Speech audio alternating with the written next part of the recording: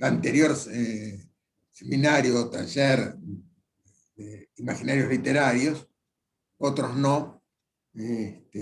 Algunos han reincidido. Después dicen que el masoquismo está en decadencia, no lo entiendo, pero algunos han reincidido. Pero esto me lleva a una situación un poco complicada, pero vamos a resolverlo. De todos modos, a todos les doy la bienvenida, a muchos los conozco, a algunos desde hace muchísimos años, desde hace más de 50 años, a otros los conozco desde hace poco, a otros los conozco hace 30 años. Todos son muy bienvenidos. Me alegra que... A mí nunca me gustaron las tropillas de un solo pelo, me gustan más las de variopinto. Me gustan así los cursos con distintas personas, con distintos orígenes, con distintas historias, de manera tal que cada uno tomará y recogerá de este taller, de este seminario, lo que para su espíritu resulte más adecuado. A lo mejor no recogen nada, a lo mejor recogen bastante, posiblemente recojan otras cosas distintas de aquellas que yo imaginé que iban a recibir, pero esto es lo propio del lenguaje y lo propio de la literatura. Cada escritor escribe y cada receptor relee, reescribe aquello que ha sido producido por el escritor. Por lo tanto, entre la emisión, a usar una estructura que no me gusta mucho, pero para la emisión del mensaje y la recepción del mensaje, siempre hay alguna variación, afortunadamente, porque esto hace que la literatura, el lenguaje, el habla, las relaciones, no sean tan elementales, que sean ricas, que sean variadas, que produzcan alternativas de intercambio. Reitero la bienvenida y voy a pasar a pantalla completa.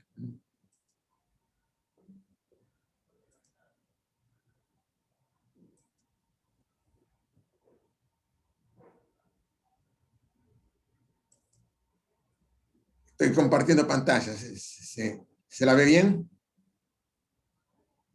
Alguien que me conteste. Sí, sí, muy bien. Bueno, bien. Se ve bárbaro, muy bien. Perfecto. Bueno.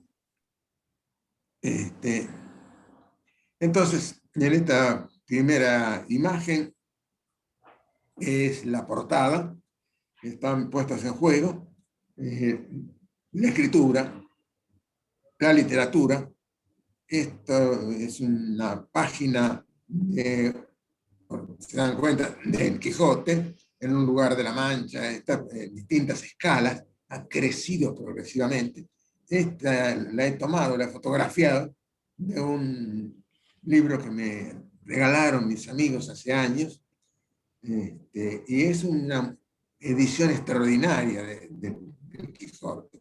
Vamos a hablar varias veces del Quijote de la Mancha, y es una edición a la que vuelvo frecuentemente. Sobre esa página yo dibujé una cantidad de cúpulas imaginarias, tan imaginario como el Quijote, y pongo en juego, sobrepongo la producción de la arquitectura, del diseño y de otras producciones, van a ver, pero en este caso son la arquitectura y el diseño, con la literatura por sus profundas interrelaciones. Entonces digo que participamos a partir de esto, de un taller o seminario que no cotiza en bolsa, no cotiza en bolsa. No sirve para nada, empecemos para eso, no sirve para nada este seminario, no le da título de nada, no sirve para nada. Pero eso, no ser utilitario, no estar siempre en los negocios, eso no solo es valioso, no solo es valioso, sino que nos constituye como humanos. Así de importante es. Me apoyo en Cornelio Castoriadis. Castoriadis dice: interpretar el aprendizaje como una resolución de problemas es erróneo. El único problema que la institución de la sociedad debe resolver siempre y en todas partes, y que resuelve siempre y en todas partes, es crear un mundo natural y social investido de significación. Acoto yo que esto no implica que la solución siempre sea positiva. La significación siempre está presente, pero puede ser liberadora o alienante, o más o menos. Sigue Castoriadis. En el ser humano hay despegue de lo inmediato y se traduce no tanto por un aumento de las capacidades lógicas, sino en un inmenso despliegue de la imaginación y de una imaginación defuncionalizada. El animal silvestre nunca hace algo que no sea directamente útil, funcional a su supervivencia y reproducción. Somos nosotros, los humanos, los que escribimos la Eneida, esculpimos el David, construimos catedrales, o modestamente estamos en un taller de imaginarios literarios. Tomaremos algunos elementos del seminario anterior y presentaremos muchos nuevos. Este va a ser este seminario. Los anteriores los mezclaremos y pondremos nuevos ingredientes. Esto de mezclar lo anterior y poner nuevos ingredientes es una conocida práctica culinaria doméstica. Así hacen las madres, así hacen las esposas, así hacen las hijas, así hacemos nosotros. Entonces, le hemos dado siempre un título a cada una de las reuniones. Esta reunión 1 tendrá como título Procedencia y Procedimientos. Y tiene relación con la primera y la tercera de las reuniones que hicimos la vez pasada, con, por supuesto, como he dicho, mezclando, poniendo nuevos ingredientes, reduciendo algunos, etc. Proceder significa muchas cosas, entre ellas provenir, de dónde procede, dónde se origina.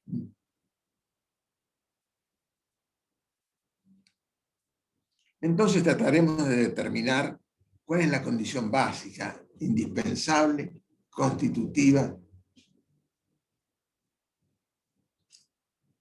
¿Cuál es la condición básica constitutiva de la producción literaria? ¿De dónde nace esta producción literaria? ¿Qué se le exige a quien hace esa cosa que es producción literaria, que es escribir? Lo que se le exige es inevitable, lo que es constitutivo de esto es un posicionamiento, una posición, una impostación. Debe derribar tentaciones, no creer en la verdad objetiva de lo que nos dice, puesto que lo hace inevitablemente desde un lugar. Por lo tanto, hecho desde un lugar nunca es objetivo, ni pretende serlo. No creer en la espontaneidad o naturalidad de su decir. No creer en la integridad sin resquicio de su personalidad y su decir. En definitiva, es necesario impostarse. Si se quiere, la literatura es una impostura. Solo así se puede escribir.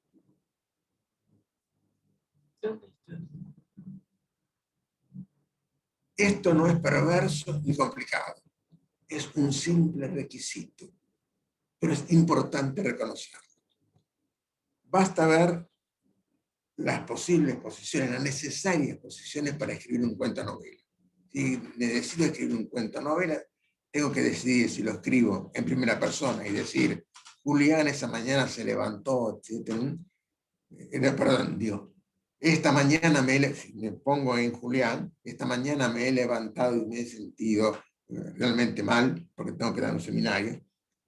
O puedo ponerme en un observador que todo lo ve y dice, Julián se levantó esa mañana y no solo se sintió mal, sino que también sabía que su novia, Ernestina, lo estaba engañando, aunque ella creía que eso era solamente una posición circunstancial. Puedo ponerme en una posición desde uno de los lugares, puedo ponerme en quien todo lo sabe, en quien todo lo ve, pero alguna posición tengo que tener. No puedo no posicionarme, no impostarme. Como exorcismo o para alejar las tentaciones traicioneras presento un breve texto del que no me arrepiento. Lo escribí hace tiempo. Y dice, certidumbre.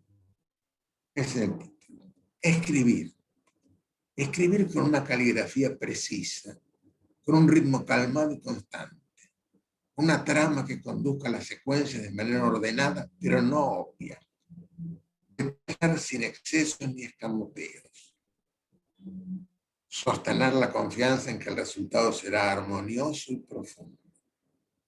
Ninguna de mis muchas páginas de escritura las realicé con esas condiciones, ni siquiera de manera aproximada.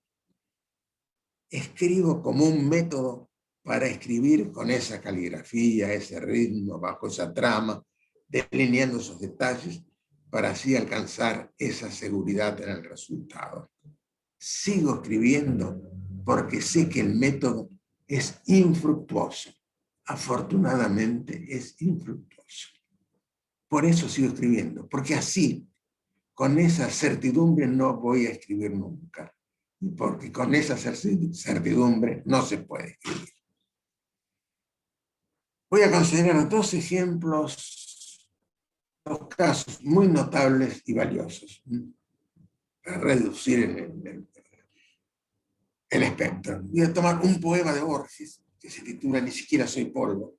Un poema que yo lo he mencionado varias veces, lo he dicho muchas veces. Digo que lo sé de memoria.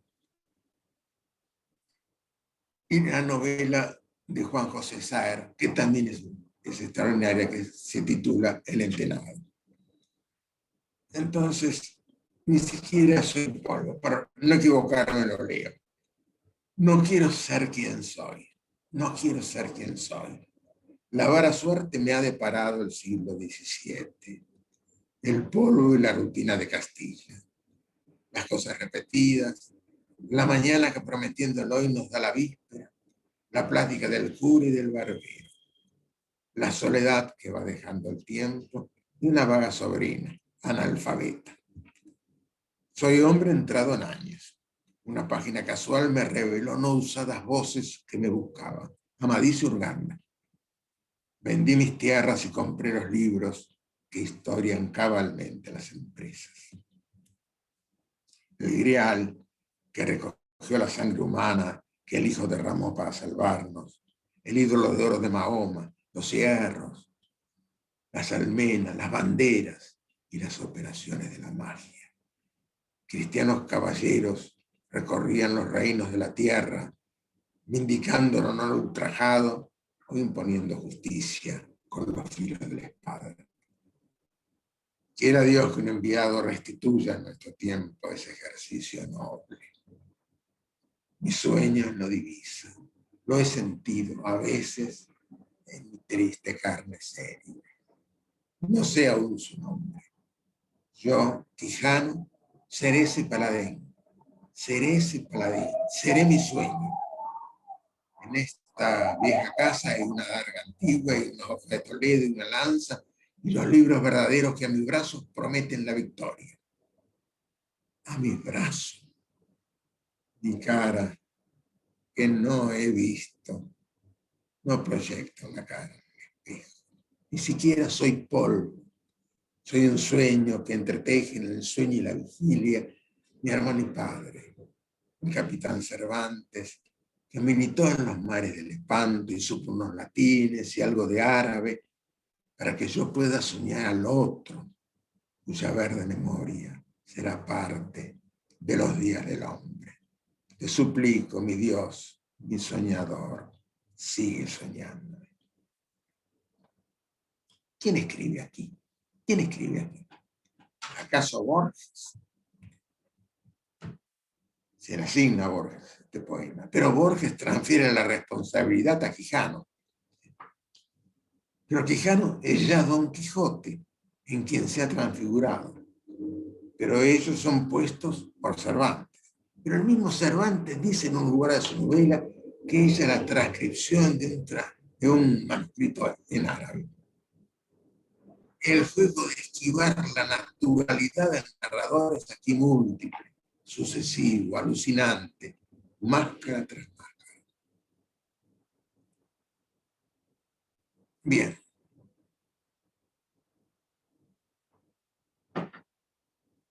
Vamos a analizar brevemente una novela extraordinaria de Juan José Saer, escrita en 1982 y situada a comienzos del siglo XVI. Algunas aclaraciones previas.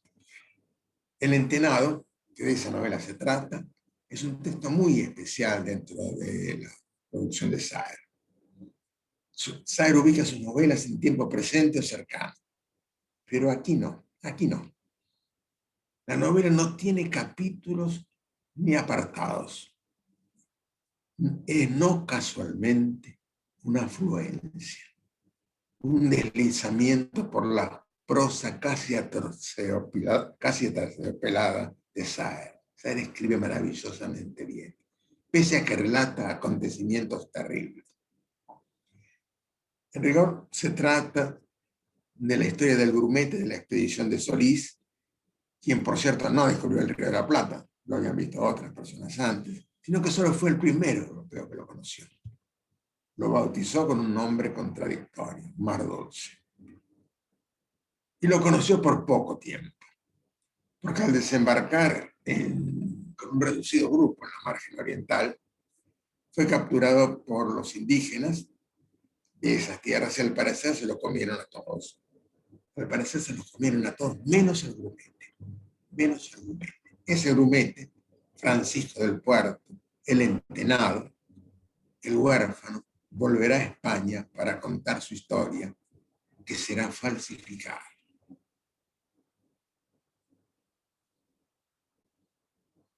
De esto hay documentación en archivos, fue documentada por el cronista mayor de Indias unos 80 años más tarde que ocurrieron los sucesos. Lo interesante es que Saer no quiso indagar más. Saer no quiso indagar más.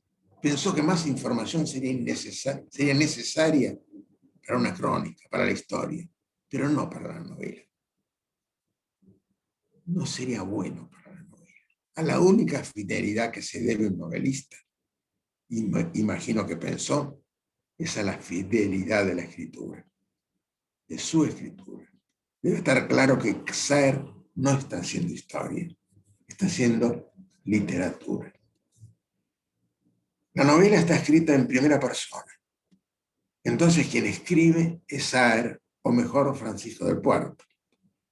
Pero quien parece decir será la sucesión de personalidades, digo, para decir más claro, será que este Francisco del Puerto toma distintas personalidades que en rigor le son impuestas, no las elige, le son impuestas. Es el habitante prisionero de los indios Lastiné, el relator en España de su destino para confirmar los prodigios tenebrosos que los conquistadores querían ver, el obligado mentiroso de tablados, el mesurado y resignado descubridor de las letras que escribe las tal vez verdaderas vueltas de su vida. El largo periodo que toma el texto, abarcando desde la primera juventud de aquel grumete hasta su vejez, le permite recorrer instancias, lugares, situaciones muy variadas. Todas ellas se van engarzando sin discontinuidades. En la escritura, fluyendo, labrando un cauce. Vean ahora este segmento de la novela. Ríos que a su vez engendran otros, a su vez, con esa tendencia a la multiplicación infinita, que frenan a duras penas las barrancas comidas por el agua. Río de muchas orillas a causa de las islas sombrías y pantanosas que las forman. Entre esa descripción del Paraná y lo que dije antes, la multiplicidad de relatos, hay un evidente paralelismo. Se trata de formas similares, aplicadas a materias muy distintas, pero la matriz es la misma. La matriz es algo que es generador. El Entenado es una novela sobre la relevancia. Es extraño en todo esto, pero es una novela sobre la relevancia o preponderancia de la escritura. Escribe para hablar de la escritura. Se trata de una autobiografía ficcional, pero al fin escritura que narra la vida del narrador. Es lo que escribe Francisco del Puerto, cuando ya es un viejo. Lo hace para recuperar su vida, para que no se escurra en los episodios complejos y entrelazados que vivió. Digamos que escribe para ser, para ser. El grumete dice que es llamado por los indios de esta manera, Def-Gi, manera extraña, casi impronunciable, y muchas veces repetida. Esto no lo dice Saer. Sin embargo, se puede descubrir el sustento de la escritura. Saer no lo dice, pero se puede descubrir el sustento de la escritura. Se trata de letras sucesivas del alfabeto. Hasta los indios colastiné parecen atravesados o construidos por la escritura. Veamos el entenado reflexionando sobre los indios colastiné, una tribu indefinida, casi evanescente. Dice: esa pobreza oral era para mí prueba de que no mentían, porque en general la mentira se forja en la lengua y necesita para desplegarse abundancia de palabras.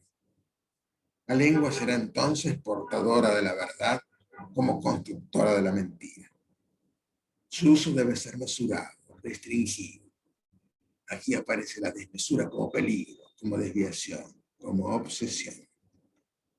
Vuelto el entenado a España, es incorporado a un grupo de actores ambulantes, que se hacen exitosos gracias al entenado. Sin embargo, su narración es distorsionada, profundamente distorsionada. Relación complicada entre la verdad y la mentira aportada por el lenguaje. Por un lado, interés por conocer el mundo apenas explorado, pero prevalece la voluntad de atender solo a lo que se quiere recibir. El viejo, el jefe y promotor del grupo de comediantes es implacable. La verdad no interesa, interesa lo que interesa. Y así cierra la circulación de la noticia. Y más adelante dice: más que el latín, el griego, el hebreo y las ciencias que me enseñó, fue dificultoso enseñarme su valor y su necesidad. Para él eran como tenazas destinadas a manipular la incandescencia de lo sensible. De quien habla es del padre Quesada, que lo acoge y protege. Pero aquí lo importante es mostrar que la mayor dificultad del aprendizaje es reconocer lo valioso y lo necesario del aprendizaje.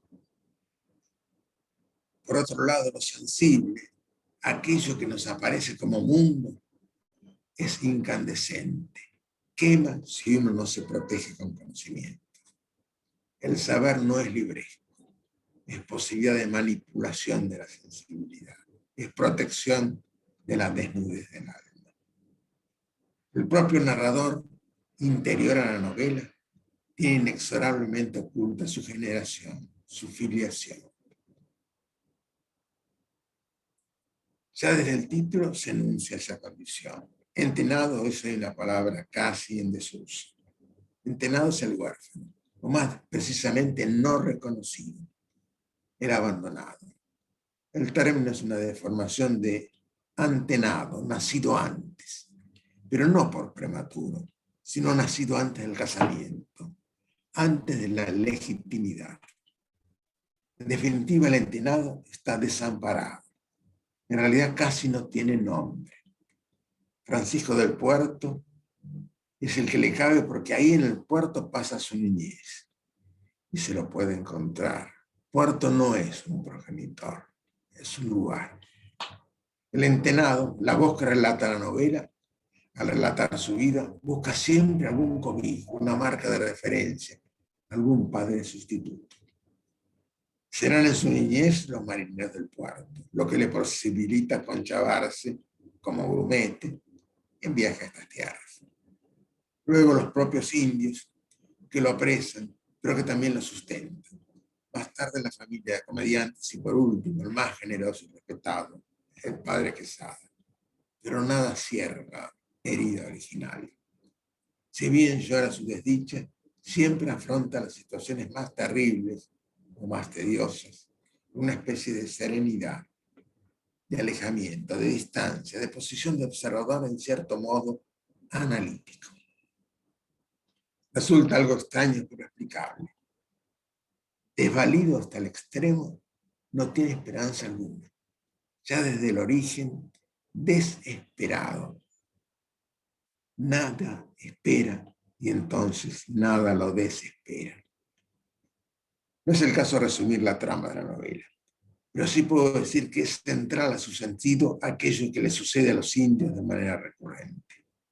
Los indios llevan una vida tranquila, organizada, sin conflictos, recatada, sin excesos.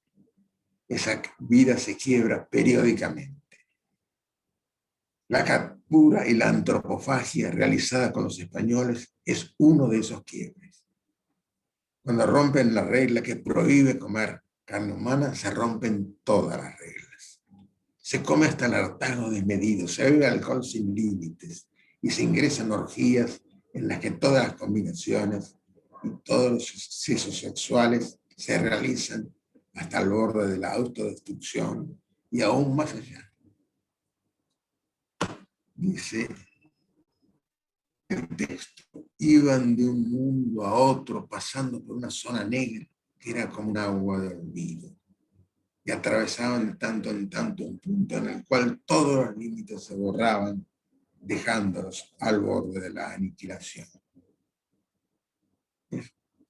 En todos los casos, tal vez como un ritual de expiación, se dejaba con vida a uno de los individuos apresados, a quien se trataba con respeto hasta que se lo devolvía a su pueblo de origen.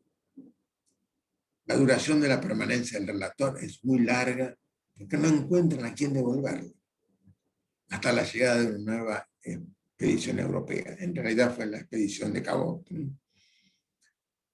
Digamos también que El Entenado es, por otra parte, un libro sobre el habitar, tema que a mí me atraviesa profundamente, y a más de uno.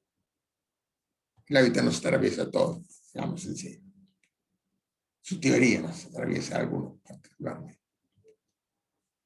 Más precisamente, es un libro que se sostiene en habitares diversos, y lo hace siempre con asombro, con admiración, reconociendo el milagro de estar en el mundo o en mundos múltiples.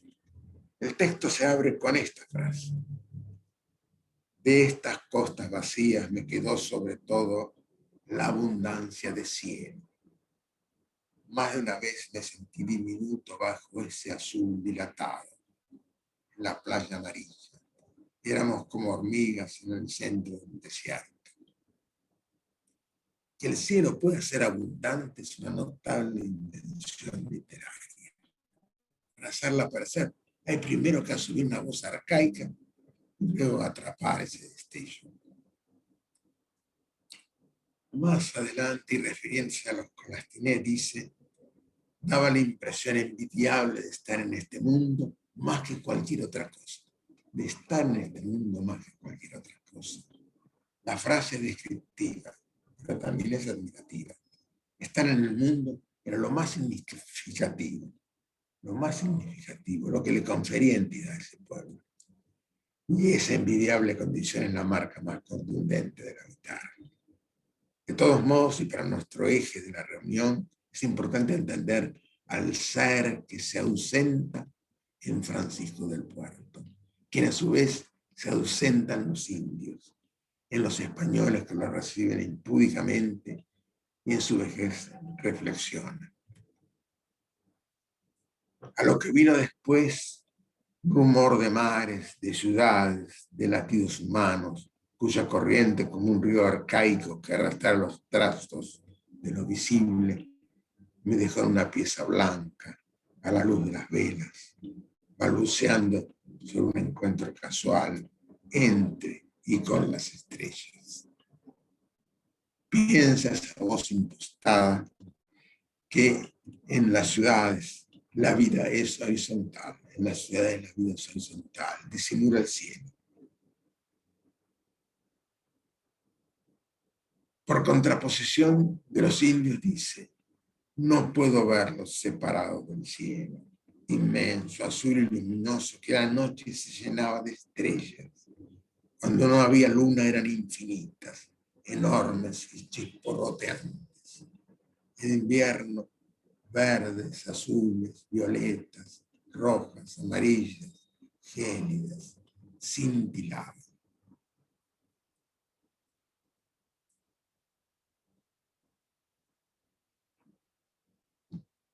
Las estrellas como techo, marco y calificación del habitar es algo fantástico que es arrojado a los lectores, tal vez por Sara, tal vez por Francisco del Puerto, tal vez por los Colatineros, tal vez solo por la página impresa. En el enterado lo narrado es una ficción cuya realidad intenta indagar la naturaleza de lo real. Insisto, cuya irrealidad intenta indagar la naturaleza de lo real. Se puede preguntar por qué para intentar acceder a lo real se busca este extraño atajo, este andar por el atajo de la ficción, esta operación que parece apuntar al lado opuesto de la realidad. El caso es que lo real no se entrega con el simple abrir de los ojos o el extender de las manos. Lo real se esconde, se escabulle bajo los mantos con que nosotros lo hemos cubierto. No se trata, obviamente, de acciones intencionales de ocultamiento. Nuestra ya inexorable condición de elaboradores y manipuladores de sistemáticas significativas impulsa esa significación. La ficción no es escamoteo de realidad, no es mero divertimento. No nos dice algo de este mundo que vivimos. Lo abre y hace que lo vivamos con ojos menos torpes, con alguna rebeldía frente a los dados convalidados. El narrador y lo narrado están siempre en el límite de la disipación, en las puertas de una fantasía que los haga mero ensueño. La escritura, la fijación de la palabra sobre el papel, es un procedimiento para sostener el mundo y la conciencia. En el texto, la realidad del mundo se sostiene en la escritura, que al fijar la palabra confirma al narrador y a la posibilidad de algún mundo, por trastocado o alucinado que sea.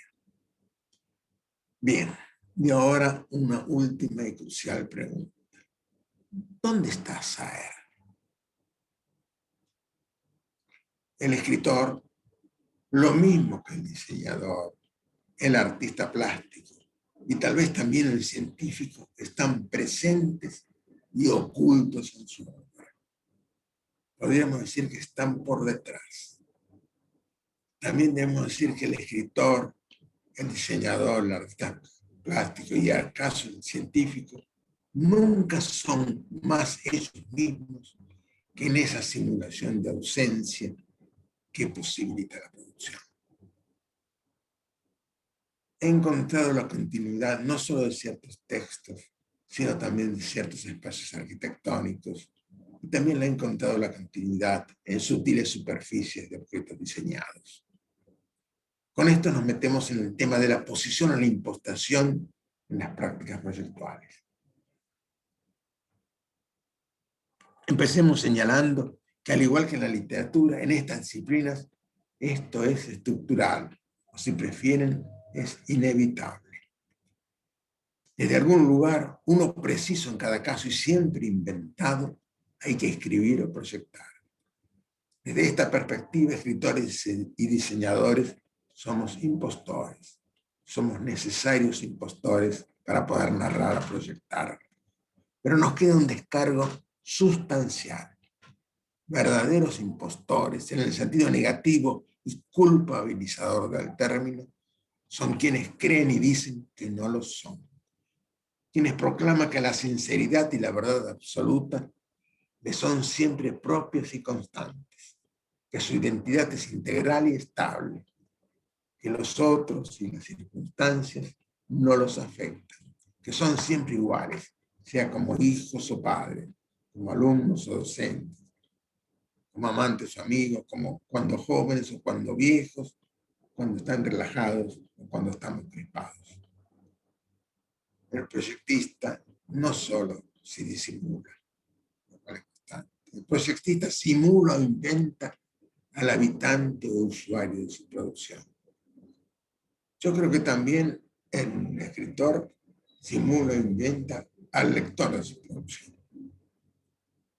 Sigamos con esto del proyectista, que simula al usuario de su producción. No solo construye un edificio, una imagen, un objeto, una indumentaria. También construye al habitante o al usuario. De manera similar, el artista plástico prefigura a quienes atienden a su obra. No solo inventa colores, figuras o objetos, sino también a quienes frente a ellas reflexionarán, se admirarán o se escandalizarán. Pero más allá de esta dimensión general, hay otras modalidades particulares de impostación por parte de cada proyectista. Y me voy a enfocar, así como me enfoqué en dos textos, ahora me voy a enfocar en dos arquitectos, uno local y uno externo, extranjero. El local pertenece, voy a empezar con Alejandro Bustillo. El mejor Alejandro Bustillo Madero, así se llama, sobrino de Eduardo Madero, propulsor del costoso e inútil puerto que lleva su nombre. Ese nombre es también el acordado a ese sector al que se adosó a Buenos Aires, a ese sector que es una prótesis, un cuerpo extraño, injertado desde la globalización financiera. Es un sector nunca propio de la ciudad.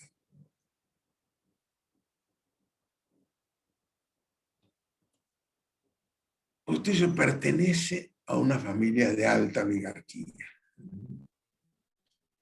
Más allá de estos datos de ubicación, lo que a nuestro enfoque importa es reconocer sus múltiples caras como proyectista. Quiero decir que sus múltiples caras, que podríamos llamar estilos, reflejan que ninguna es estrictamente la suya, que siempre está escondido tras una máscara.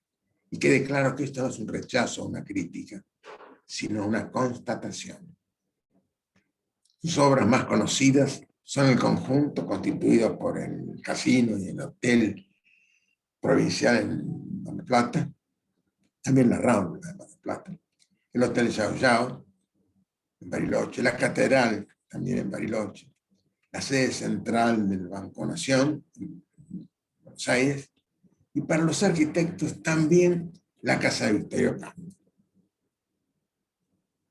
Su formación según los cánones de la Escuela de Beaux-Arts, cánones a los que adhiere, no le impide diseñar, por exigencia de Victorio Ocampo, una casa en estilo racionalista.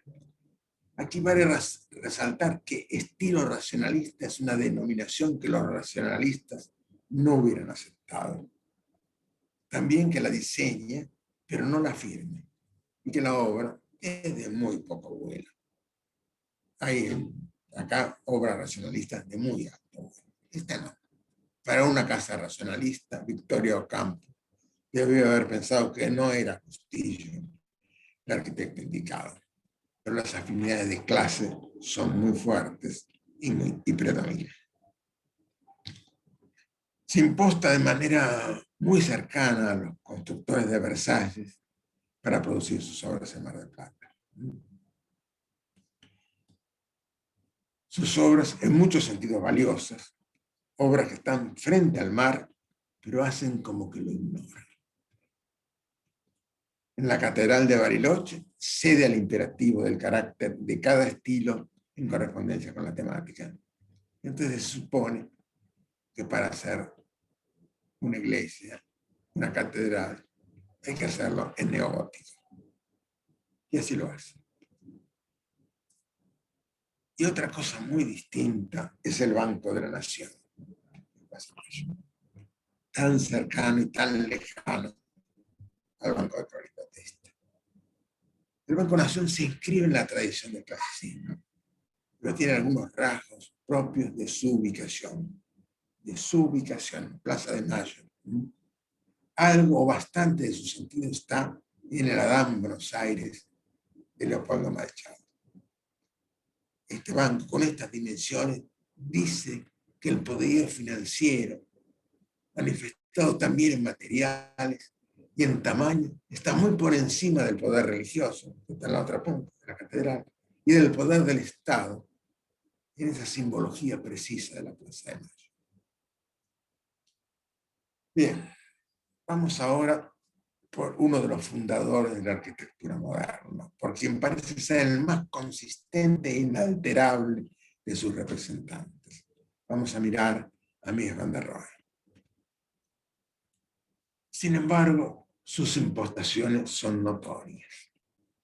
No parece ser el mismo quien produce sus primeras casas. Para la tradición de los estudios de arquitectura, este no es Mies van der Rohe, pero esta es una casa de Mies van der Rohe. Y aquel no es el mismo, parece este, que se imposta aquí, y aquel que asombra con el pabellón de Barcelona. Y entre esta obra y el pabellón de Barcelona no pasan más de 5 años. En el famoso pabellón y en otras obras se ignora la participación de Lili Reich. Machismo, claro. Apellido Lili Reich. Apellido significativo si se piensa en los coqueteos de mi hija al nacido. Pero esto es una casualidad. Pero más interesante es ver la distancia, o mejor las diferencias de posición entre el Mies, que genera una espacialidad continua, sin bordes ni separaciones, una espacialidad que no se delimita en contornos estrictos. Digo, ese Mies que se reconoce en el pabellón y también en el proyecto de una casa de ladrillos, hasta la planta, cuyos muros extendidos convocan al infinito. Hasta su proyecto de rascacielos, cuando estaba en Europa, manifiesta una poética abierta y sensual. Pero Mies se va a impostar o posicionar de otra manera. Va a ser otro cuando se asume como Dalí de las cajas circunscriptas, precisas y escuetas, casi temerosas de cualquier vínculo con otro espacio que no sea el interno, el delimitado sin concesiones. Aquí está el edificio Sigram y el IBM. Tienen 15 años de diferencia, pero casi no tienen diferencias. Dice que ahora en el contexto de las ciudades estadounidenses, la postura ya le es inclaudicable.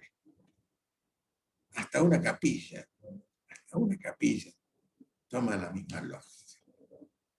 Es la del Instituto Tecnológico de Illinois. Refuerza esa ilusión. Como dije, son una ilusión, un ejemplo algo patético para negar la creatividad. Es interesante atender al hecho de que el movimiento moderno, y en particular el racionalismo, pretendió ubicarse fuera de este marco de impostaciones. Se pretendió universal y ascético. Denunció la mentira, por así decirlo, de las arquitecturas precedentes. Por cierto, en esa época Le Corbusier pregonaba la verdad y la desnudez de las construcciones. Esto lo llevó a valorar los hilos cilíndricos de cereales. Estos hilos se construyeron con el mismo modelo en Argentina y en Canadá. Pero, siempre parece haber algún pero los hilos tenían frontis. Una rémora inadmisible, una suerte de ornamento o delito. Y Le Corbusier entiende que la verdad debe imponerse, en el sentido literal de imponerse. Y entonces, mediante un trabajo en la fotografía, retira la afrenta y presenta al mundo los hilos. Así son puros cilindros, ubicados en los extremos del mundo, Canadá y Buenos Aires. Así son mentidos para asegurar la inventada verdad estilística. Una aclaración. Estos referentes de la cultura proyectual y estas obras instaladas en el hábitat concreto y en la mente de muchos arquitectos de ninguna manera están menoscabadas por la mencionada imputación, por ese ocultamiento de la mano productora. No están menoscabadas por ello. Es más, están posibilitadas por esa condición inclaudicable de la creatividad. Siendo las 12, yo les propongo que hagamos una breve pausa. Tengo yo las 12:03, una cosa así, hasta las 12:15, y nos volvemos a encontrar. Descansemos, tomemos un café, hagamos lo que queramos y cortamos un momentito.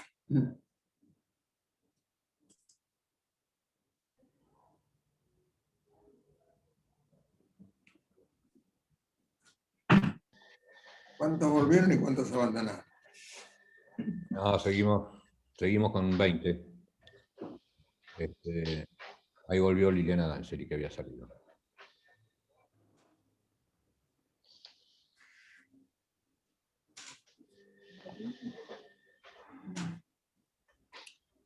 Ariel no apareció, ¿no? No. Está en Mar del Plata, Robert. Bueno, está en Mar del Plata, pero él me había dicho que podía de Mar del Plata. No hay... Pero bueno, no perdonan, estar en la plaza. El gráfico no es un impedimento en el Zoom. No, pará, voy a parar. Bien. Entonces, vamos ahora. Espera, ¿qué pasa?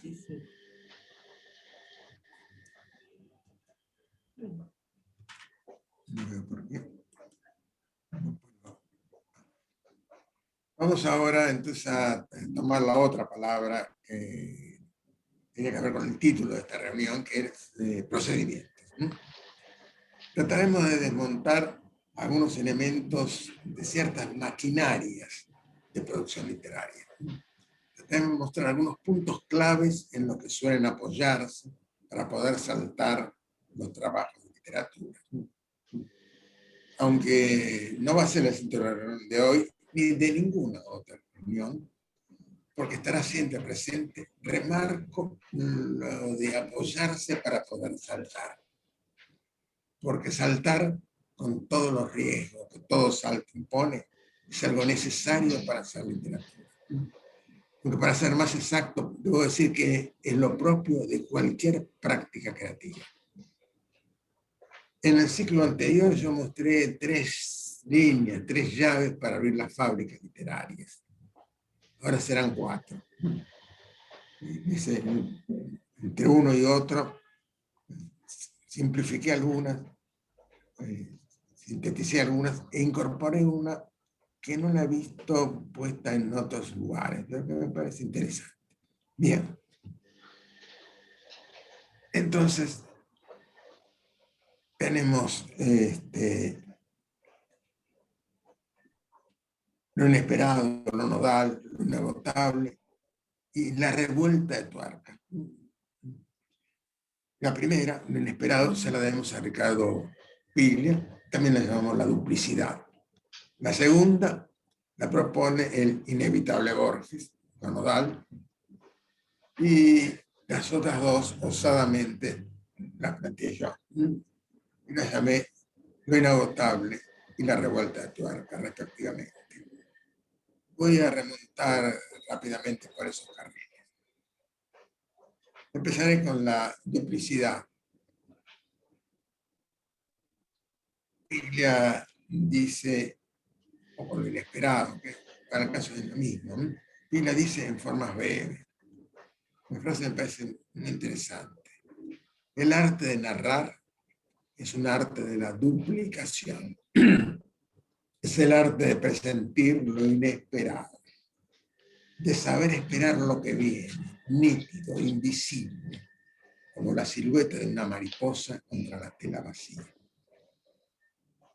El ejemplo más preciso de esto inesperado, de esta duplicidad, está en el Martín Fierro. En rigor, en la primera parte, donde Hernández denuncia sin ceder a la tentación de conciliar con el poder. Todo el texto consiste en cantos en primera persona. Todo el texto son cantos en primera persona. Habla alguien, habla Martín Fierro. Básicamente él, y en algún momento habla el sargento Cruz, pero casi todo Martín Fierro, está en primera persona. Comienza sin dejar dudas sobre aquello de que está hablando alguien en primera persona, que es un personaje el que habla, con eso de aquí me pongo a cantar al compás de la vihuela. El hombre que lo desvela una pena extraordinaria, como la ave solitaria, al cantar se consuela. Pero no todo el texto. Cuando parece que quien lanzó la piedra, el que escribe, es Hernández poniéndolo en las manos del gaucho Martín Fierro, que es el que hablaría.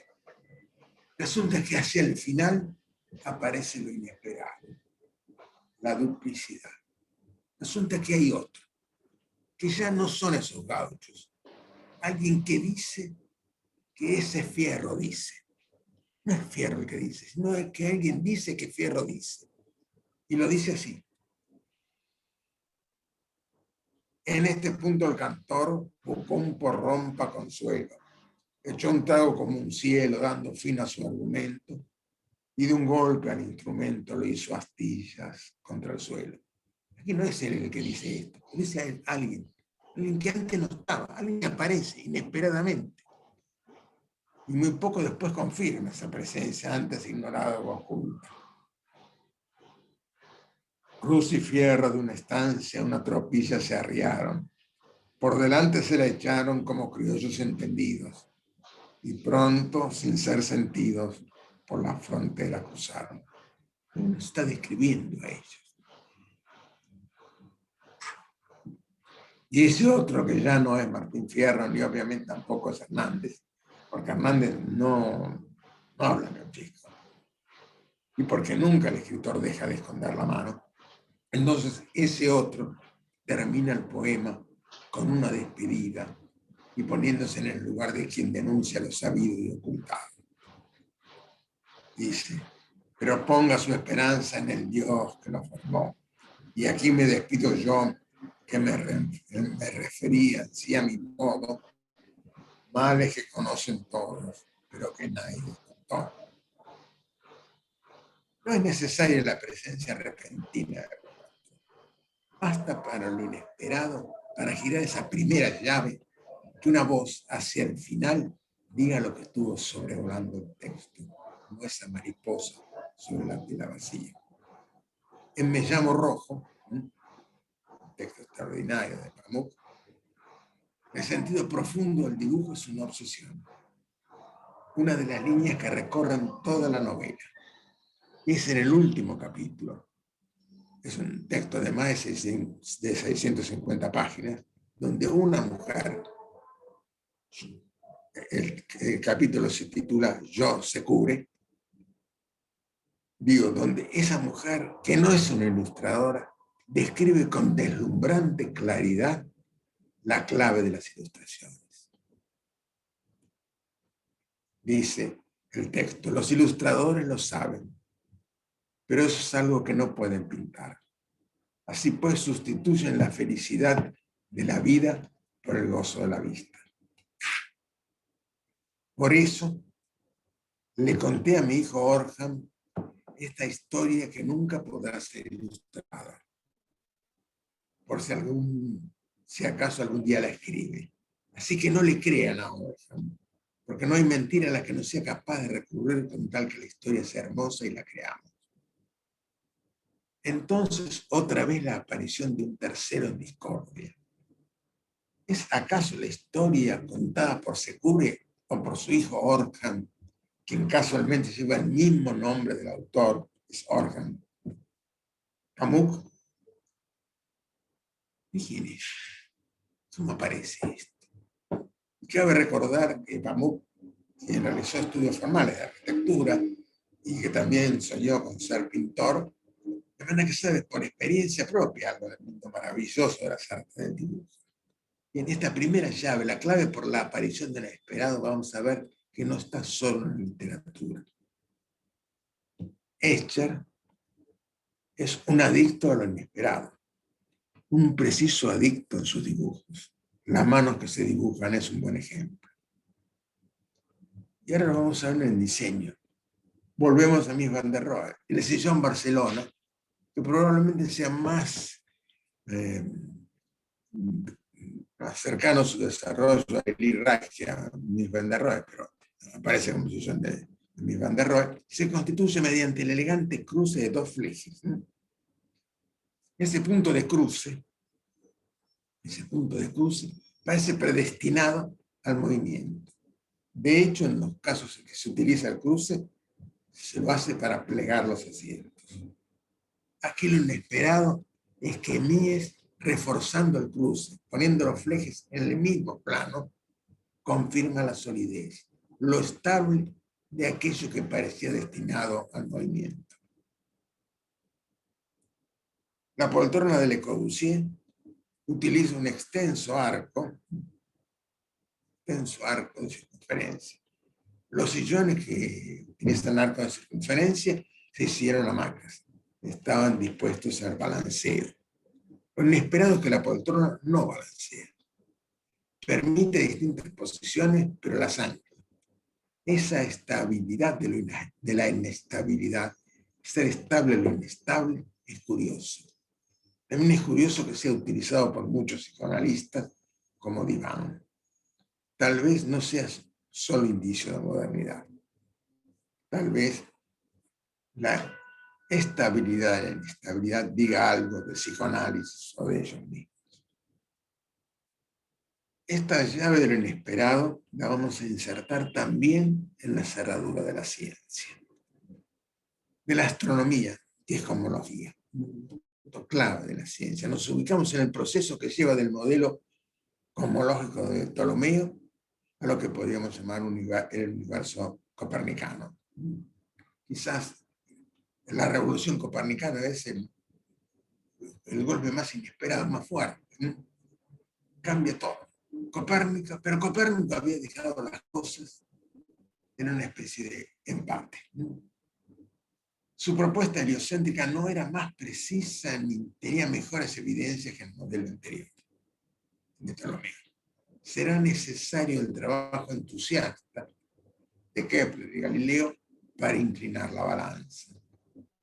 Estoy simplificando un poco las cosas, pero quiero ir al punto que me interesa. ¿Qué es lo inesperado? ¿Qué es lo inesperado? Aquello que no fue generado por Galileo, Kepler, ni siquiera por el meticuloso Tycho de Brahe, ese registrador estricto del cielo. Eso inesperado fue el telescopio. Su autoría es imprecisa, pero sus principios circularon. Galileo construyó varios. Algunos le salieron mal, otros fueron mejores. Galileo no fue un experimentador o un operario manual particularmente dotado, pero se hizo del inesperado telescopio. Hay toda una historia de quienes, no sin justificados razonamientos, se negaron a mirar. Lo que importa aquí es lo que vio Galileo a través de ese inesperado aliado.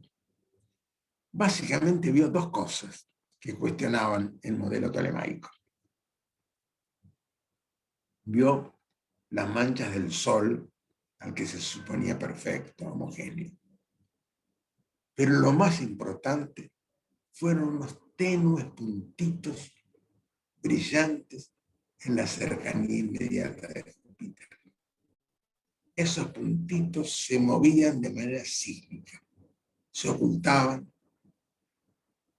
cíclicamente y dedujo sin mucho esfuerzo que se trataba de satélites de Júpiter. Y eso era muy importante, porque rompía uno de los principios básicos del modelo antiguo. El principio según el cual todo se mueve alrededor de la Tierra. Hay cosas en el cielo que se mueven alrededor de Júpiter. Bien, el segundo de los procedimientos, el nodal, un momento crucial, cuya formulación directa la hace Borges, dice que todas las vidas se definen, se determinan en una decisión puntual, en un nodo. Otra vez el ejemplo más claro está en el Martín Fierro. Desertor y asesino, más por circunstancias adversas que por voluntad propia, Martín Fierro es buscado por los representantes del modelo represor y vive huyendo. Una partida lo va a buscar a los pastizales donde se esconde. Dice, vean si me pueden llevar, que yo no me de entregar, aunque vengan todos juntos. Repito, vean si me pueden llevar, que yo no me de entregar, aunque vengan todos juntos. Tal vez en el corazón lo tocó un santo bendito, a un gaucho que pegó el grito y dijo, cruz no consciente que se cometa el delito de matar ansí un valiente. Y ahí nomás se me aparió de entrándole a la partida. Aquí Cruz cambia su vida en ese momento, ¿no?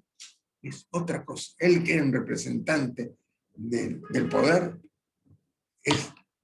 se convierte en un perseguido, se asocia, ya no es más un miembro de la partida, sino que es un miembro de los buscados de la partida. Y va a compartir su vida con Martín Fierro. Siguiendo con ejemplos literarios donde corre sangre, se lee el capítulo 4 de Me llamo Rojo, uno titulado Me llamarán asesino. Otra vez, un punto crucial. Si me hubieran dicho que iba a quitarle la vida a alguien, incluso en el instante inmediato anterior a matar a ese imbécil, no me lo hubiera creído. Lo resolví allí mismo. Asumí toda la responsabilidad. No permití que se pusiera en peligro a toda la comunidad de ilustradores a causa de las calumnias de un inconsciente. Aquí otra vez, no lo creía, lo hace en ese momento, se convierte en asesino. Bien, ya dijimos que estas llaves abren no solo el campo literario, sino que como este campo no está aislado, este procedimiento se puede reconocer en la arquitectura y en el diseño. Hay hechos de arquitectura que se van elaborando progresivamente, a veces a lo largo del tiempo, y muchas veces, aunque sea en un tiempo más acotado, en un proceso de diseño que va engarzando, precisando distintas piezas. Pero hay otros proyectos que son básicamente un punto crucial, nodal. Para ser un poco más certero, no es un punto, es una forma sintética y conceptual.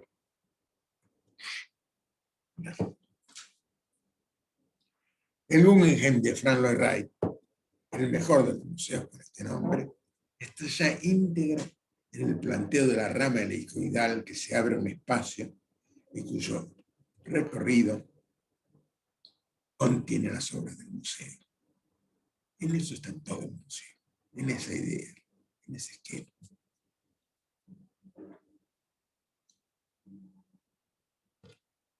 Toda una ciudad, la ciudad pensada como emblema de la modernidad, la ciudad del siglo XX, la ciudad Brasilia, se organiza, se constituye, está en el croquis de Lucio Costa. Es la cruz y el avión, es la organización lineal de los recorridos. Está ahí la diferenciación entre lo institucional y lo residencial. Está ahí Brasilia. El desarrollo de lo no urbano, sino ahora de lo edilicio, lo hace Niemeyer. Utiliza la misma clave, lo nodal. El Parlamento ya está en el croquis, de las líneas apaisadas del cuerpo principal, las cáscaras invertidas de las dos cámaras, las líneas verticales del soporte administrativo. Entre esto y esto no hay distancia. La lapicera Parker 51, justificado ícono del diseño de mediados del siglo anterior, se genera a partir de una decisión, la continuidad del cuerpo, continuidad que envuelve la pluma y le da al instrumento la idea sustantiva de totalidad sintética. Bien, ahora pasamos al tercero de los procedimientos, lo inagotable. Lo planteo yo mismo sabiendo que otras voces autorizadas ya lo bordearon. El caso es que lo hice explícita y operativo sobre mi propia escritura. Pensé que mi escritura inagotable lo hice con el nombre de palabras sumergidas.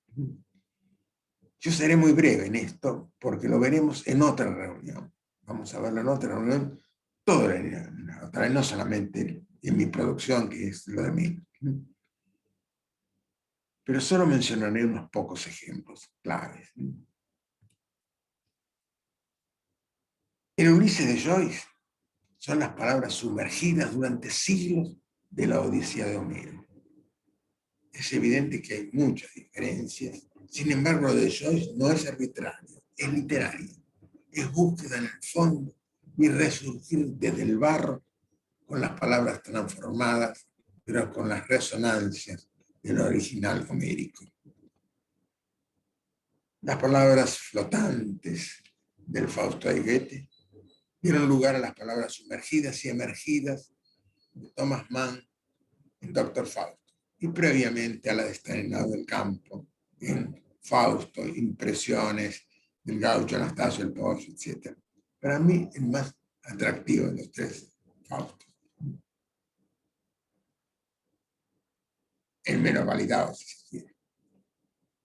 Como siempre, las llaves se aplican a otras cerraduras o campos. Así, en filosofía podremos aventurar que la crítica en la razón pura son las palabras sumergidas, apenas insinuadas en las meditaciones metafísicas cartesianas y en el ensayo sobre el entendimiento humano, John Locke. Sobre estas dos bases, sobre esas palabras sumergidas en ambas obras, es posible la crítica a la razón pura. Y a la vez de sumergido en Kant, recoge Heidegger la pregunta por la cosa.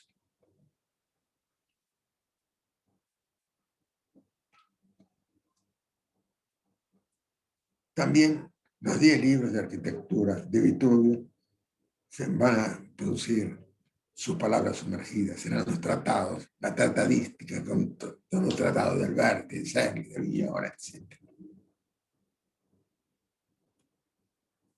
Una serie de asientos con centro en el BKF muestra una secuencia similar. La tripolina, desarmable, que no conocieron Bonet, Kuchar y Ferrer Godoy, pero sin embargo estaba antes. Se puede pensar en sus palabras sumergidas. Y el BKF también. Y podemos decir que toda la práctica psicoanalítica es la búsqueda de palabras sumergidas, para lo que se sumerge en un mar de palabras de compleja comprensión. También podríamos arriesgar que la geometría axiomática, que desarrolla, aun con algunos errores, pero que desarrolla extraordinariamente como compilador Euclides, que esa geometría axiomática recoge y estructura lo sumergido en antiguas prácticas constructivas, edilicias, objetuales, gráficas, textiles, etc. Y ahora voy a tratar sobre el último y el más extraño de los procedimientos literarios, este nuevo.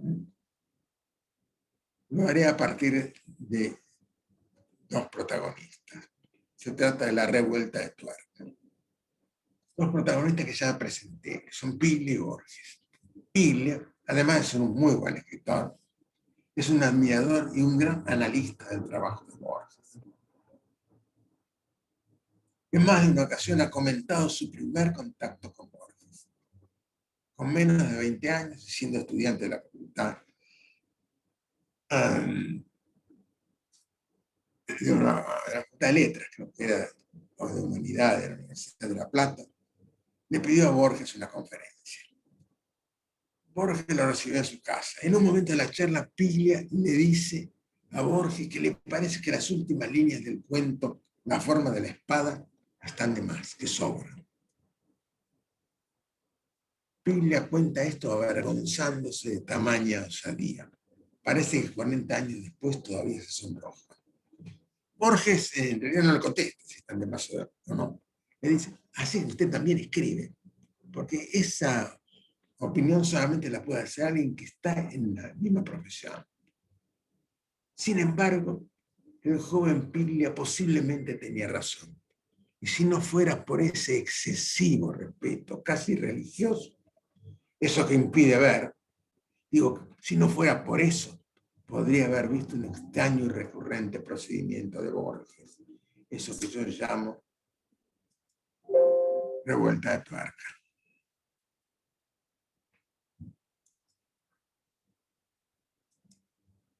Muchas veces al finalizar un relato, Borges da una vuelta de tuerca. Muchos relatos dan una vuelta de tuerca. Pero Borges no da una vuelta de tuerca en el sentido de confirmar el sentido del relato, sino en el sentido inverso, en la dirección que desarma y degrada su cuento. Doy algunos ejemplos. El Aleph. En el Aleph, después de bellísimas y vibrantes palabras que lo describen, son extraordinarias las palabras donde describe el Aleph, lo describe como una maravilla, donde está y se ve el universo entero, y en el universo el Aleph, y en el universo, está todo, es el universo. Borges, en un agregado que es parte del cuento, dice, dando una revuelta de tuerca, que es un Aleph falso, como que destruye su relato, que hay otro que es verdadero, dice, y remite a Barton, que es un traductor de La Mil y una Noche, y se inventa una entrometida columna en cuya masa estaría incluido el verdadero Aleph. Destrucción del Aleph. En la biblioteca de Babel, cuya extensión alguno la desarrolló por combinatoria, la extensión superaría el universo conocido, aparte de que colapsaría por peso, pero su extensión superaría el universo conocido. Y hacia el final, Borges dice que es recursiva, que se repite. Pierde toda la gracia. Si así fuera, cualquier biblioteca por recursividad sería infinita. En realidad desarma esa lógica combinatoria donde estaría todo escrito. Y en La muerte y la brújula, que si tengo tiempo comentaré, lo voy a comentar más extensamente porque tiene mucho que hacer comentario. Digo, en ese cuento, ahora comento esto, la revuelta de tuerca. En ese cuento el asesino plantea y el detective resuelve un enigma. Red Scarlet y Longroth son los protagonistas. Lo que parece ser un triángulo es una parte de un rombo. Son unos 4 puntos cardinales. Pero Borges le hace decir a Ronro, el detective, que al laberinto que el asesino construyó le sobran 3 líneas. Aquí destruye todo. Nunca se trata de un laberinto, sino de un enigma. Son cosas bien distintas. Y Borges se deleita con la línea que tiene infinitos segmentos cada vez menores y que remiten a la carrera de Aquiles y a la tortuga. Este giro de la tuerca desarma el relato. Toda la ingeniosa construcción se derrumba. La alternativa que plantea lo empobrece o lo anula. Es extraño, pero esto ocurre. Y es seguro que puede buscarse. Hay una cantidad de hechos de diseño supuesto que tuvieron esas mismas condiciones. Pero como ya es muy tarde, voy a terminar tal como yo lo prometí o amenacé con alguno de mis relatos.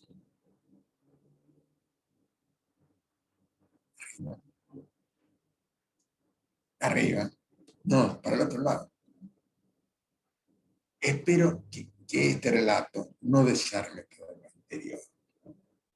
Yo no quiero ser Borges. Entonces, el relato de fábula era fábula de los temores infundados.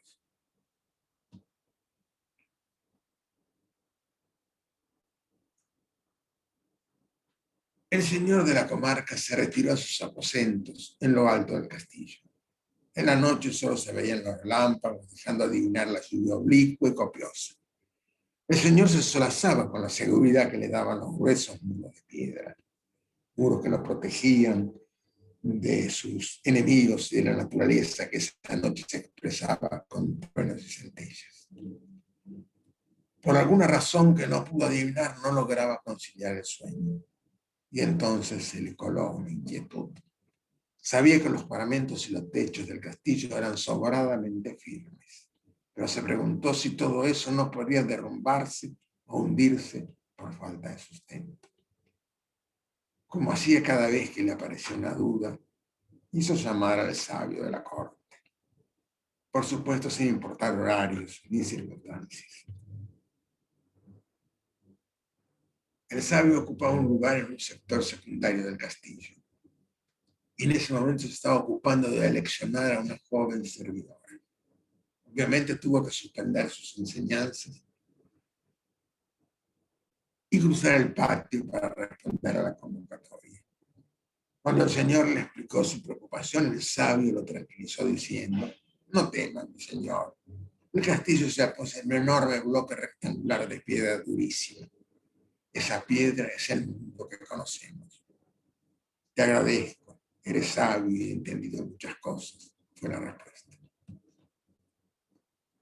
Sin embargo, la tranquilidad acordada mantuvo el desvelo y poco más tarde se preguntó qué sostenía ese basamento pétreo.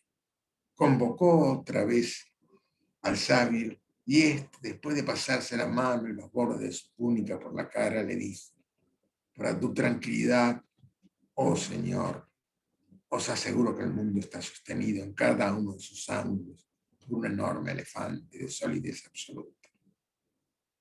Aceptó de buen grado el señor la explicación, pero una vez más la duda resurgió y también el llamado al sabio. El sabio y la joven no festejaban esas interrupciones a su agradable regodeo, pero la obediencia prevalecía. Con los cabellos y la túnica ya empapada dijo: mi señor, los elefantes están bien firmes, porque cada una de sus patas se apoya en el centro del caparazón inquebrantable de una enorme tortuga. Otra vez recibió el beneplácito y cuando ya se retiraba, caminando hacia atrás, como correspondía, antes de cerrar la puerta, con voz firme dijo: os aclaro, mi señor, que de ahí para abajo siguen todas tortugas. El señor del castillo era evidentemente obsesivo, quizás algo temeroso, pero le daba por pensar. Pensó entonces que las tortugas, aunque enormes, tenían un límite, puesto que sus caparazones no podían cruzarse. Y cayó en la cuenta de que a medida que se multiplicaban los niveles de tortugas, ellas eran cada vez más pequeñas. Todo finalmente se apoyaba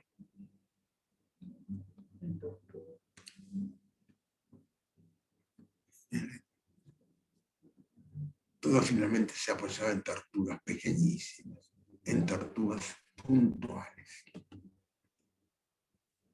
Fue entonces cuando los guardias del castillo, desde sus puestos en las murallas, y también el sabio y su damisela desde un ventanuco, lo vieron irrumpir bajo la tormenta del patio, gritando: solo estamos suspendidos por puntos, por los puntos suspensivos que concluyen esta fábula. Bien, bueno, he terminado la parte positiva de la reunión de hoy. Es un poco tarde, pero me gustaría tener unos minutos de conversación con ustedes, con los comentarios, las opiniones, lo que quieran. Quiero escucharlos, me gustaría.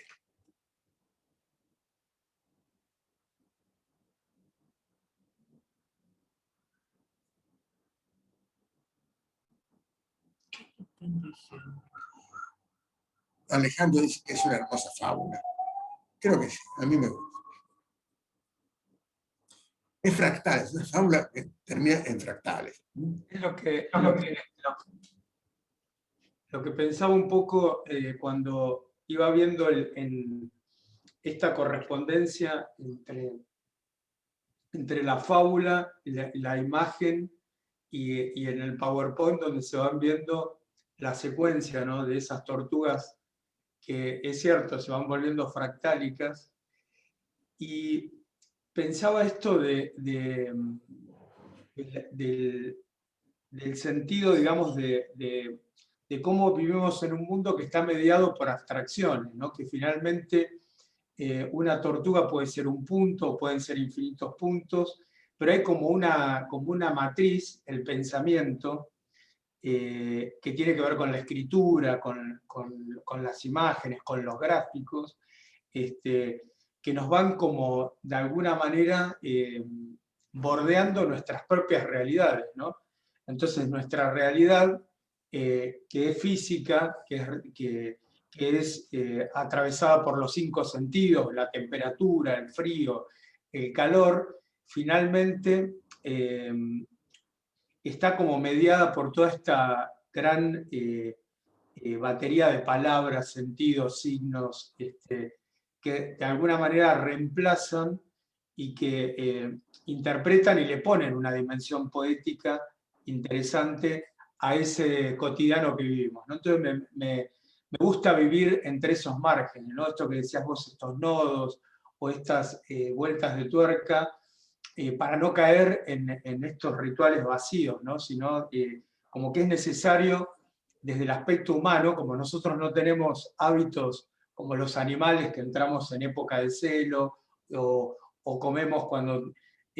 creo que es muy interesante esto, y pensaba, perdonen la metáfora, en relación a la pandemia, cómo se reforzó toda esta parte abstracta, ¿no? Cómo tuvimos que mediar, inclusive esta reunión, ¿no? Que está mediada por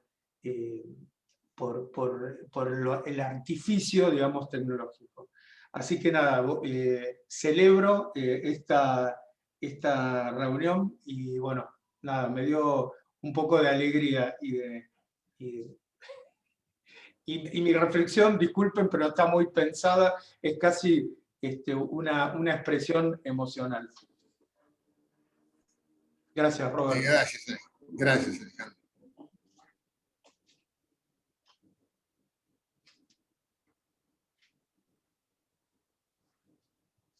Están muteados, pero además están mudos. Sí, ahí está. Robert, Sí. yo lo que pensaba sobre el final de esta fábula es que la revuelta de tuerca es que en realidad el que era sabio era el que consultaba.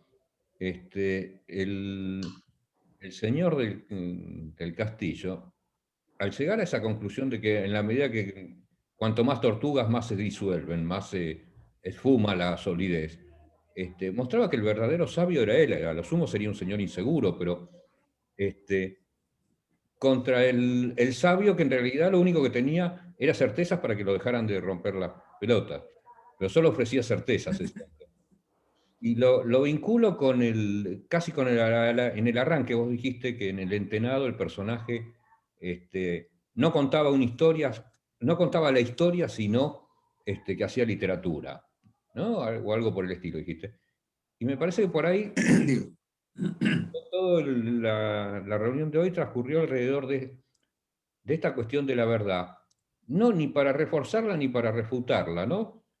Sino para quitarle importancia a la idea de verdad. Me parece que por ahí divertirnos un poco con eso y menos, y quitarle, ya te digo, esa relevancia a esa búsqueda de la verdad como si eso existiera. Sino sencillamente ver cómo estaba construida, pareciera ser, en cada caso. Yo dije en algún momento, pero esto es imaginario literario, así que estamos bastante, desde el propio título no estamos en la ciencia que buscaría la verdad, para ponerlo un poco entre comillas. Pero también dijo que esta postura que es la literatura, que es la práctica creativa en general, es uno de los caminos para llegar, que no es gratuita, es uno de los caminos para llegar a otra dimensión de la verdad. no esta verdad construida como certeza absoluta, como certidumbre. Yo empecé con certidumbre y negando la condición de la certidumbre. Entonces me parece que lo que vos señalás es correcto. Es decir, y también es cierto que en la fábula se decía que el Señor era temeroso, pero le daba por pensar. Y era el que pensaba más en serio, aun cuando desde su poderío, desde su señorío, obligaba al otro tipo a darle respuesta.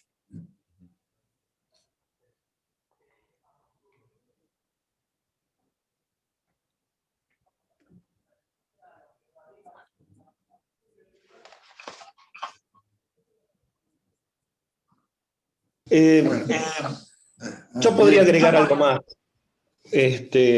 porque justamente en estas analogías y estas relaciones entre el proyectar, digamos, ya que nos convoca solapadamente, ¿no? Subterráneamente, siempre el acto de proyectar. Creo que también hay una relación entre el pensar y el proyectar. El sabio no era tan sabio, era inseguro. Y justamente el pensar como un a priori lo lleva a la parálisis, a la inseguridad absoluta.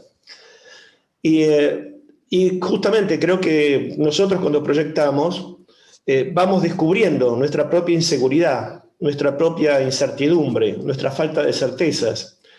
Pero en ese acto de hacer conscientes nuestras inseguridades, nos lanzamos al azar y triunfamos sobre justamente el pensar abstracto, porque el pensar como un a priori nos lleva a sumar más incertidumbres y vemos que esas incertidumbres son infinitas, se convierten en puntos. Y el acto de proyectar es constantemente luchar con nuestras propias inseguridades, nuestras propias certezas. Siempre vamos a estar inseguros que no se nos vuele el techo en una tempestad, porque creíamos que habíamos asegurado, habíamos tomado todos los recaudos.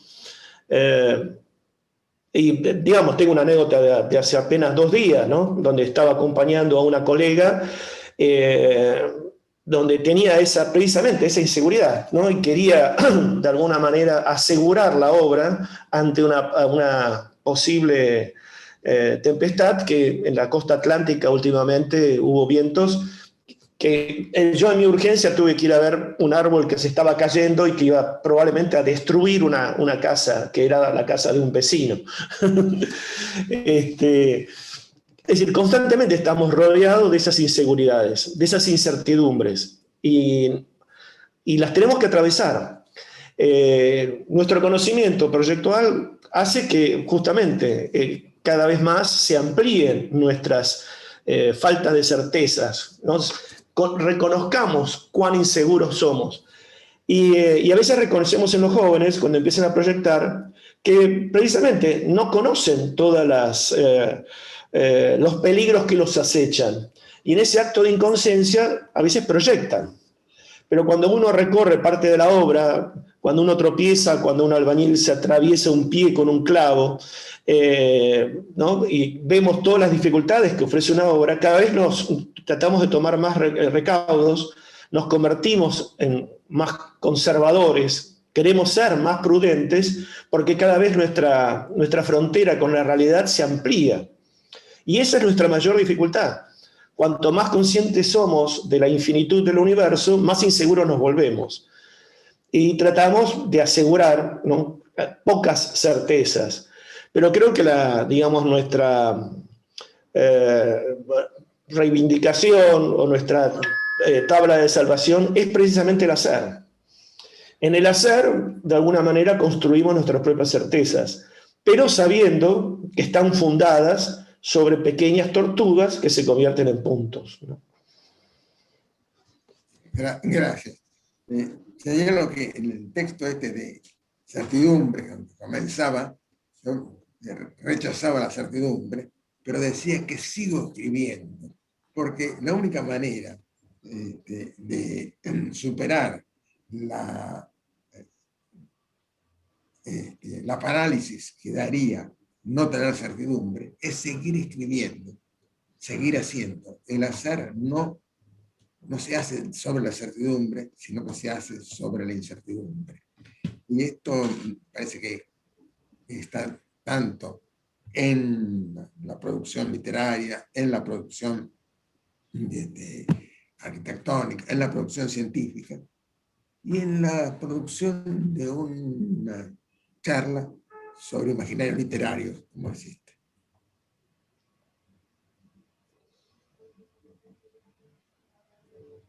Bueno, siendo la una, si no hay más. Yo quería agregar Sí, algo, Roberti. Primero, sí, muchísimas sí. gracias por la oportunidad. Es la primera vez que puedo hablar con usted y que participo de una de sus reuniones. Así que primero que nada quería agradecerlo sobre eso.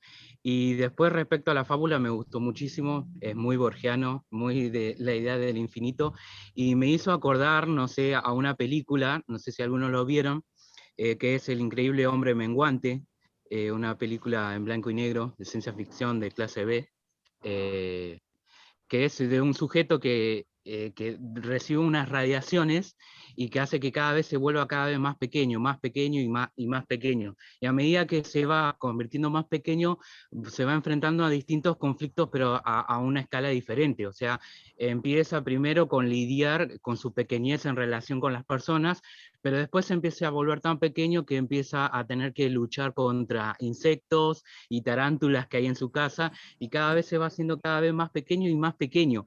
Así que lo recomiendo a todos. Y te muestra la idea de la infinitud, pero vista desde un punto de vista más inverso a lo que estamos acostumbrados. Esa idea de siempre pensar en lo infinito hacia lo expansivo, hacia mirar el cielo y cada vez pensar en planetas más gigantes y más gigantes y ver ¿cómo se llama? Lo infinito a partir de la expansión, de lo cada vez más macro, más grande. Y acá en esta película empieza a aparecer el terror a partir de lo micro, de qué hay cada vez a medida que nos vamos haciendo cada vez más pequeños. Y el discurso final, no lo quiero contar, me gustaría que lo vean, está muy buena la reflexión que hace el protagonista ahí desde lo infinito, pero visto desde lo inverso, desde lo más pequeño, y eso cómo genera el terror, ¿no? De la incertidumbre que hablaban. Y me hizo acordar mucho a cómo esto, cada vez que queríamos encontrarle una respuesta a esto, la respuesta siempre era algo más pequeño, y la pregunta de si hay algo más allá de ese punto, la verdad que me pareció muy, muy interesante, está muy buena. ¿Esa fábula la escribiste vos? Perdón, ¿eh? Sí, sí.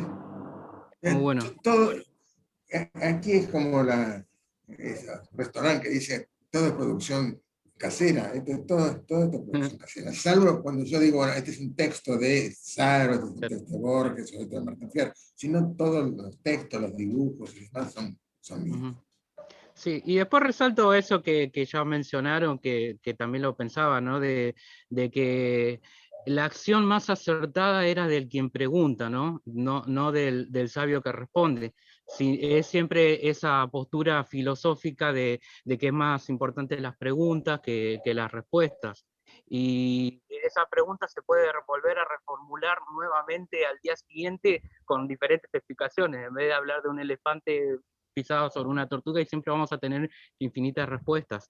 Entonces, si hay algo que nunca, las respuestas siempre van a cambiar, pero si hay algo que nunca va a cambiar, son las preguntas, por lo menos desde el punto de vista filosófico siempre son las mismas, y siempre la idea de seguir repreguntando para encontrar otras respuestas.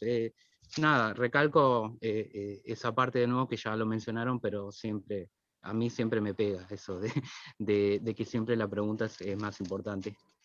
Nada, no tenía nada más para agregar, y te agradezco mucho la oportunidad nuevamente. Yo te agradezco tu participación en el seminario y tu participación de ahora. Vamos a ver en la última reunión varias dimensiones de la infinitud. El tema del infinito a mí me interesa desde el punto de vista filosófico y desde el punto de vista literario.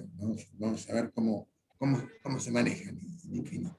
Es más, agrego una broma. Sí. Digo, lo que Fernando no sabe es que también la película que él vio porque vos siempre sostuviste que habría que reducir un poco la humanidad para solucionar el hambre del mundo, así que... Esa fue mi propuesta es para resolver todos los problemas del mundo, es la miniaturización de la especie. Si miniaturizamos la especie, tenemos todo resuelto. Los alimentos no sobran, los espacios no sobran, todos los edificios construidos se les podían... Supongamos que dividimos por 3 las dimensiones en altura, en ancho, lo cual en volumen da dividir por 27. Sería extraordinario, porque hay un texto de Fontana Rosa que se llama El mundo ha vivido equivocado, y hay una tendencia a hacer crecer las dimensiones de los seres humanos. Los jugadores de básquet, etcétera, los jugadores de fútbol tienen...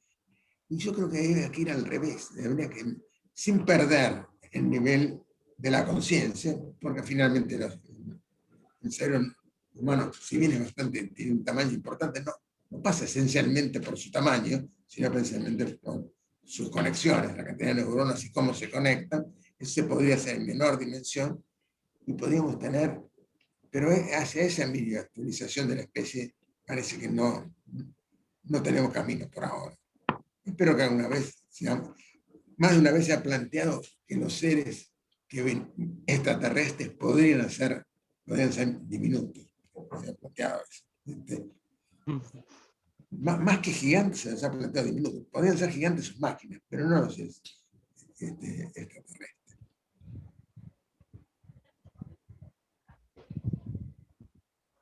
Bueno, yo lo que señalo es que veo que ha pegado mucho la fábula. Como siempre la fábula, la literatura, lo fabulado tiene mucho peso.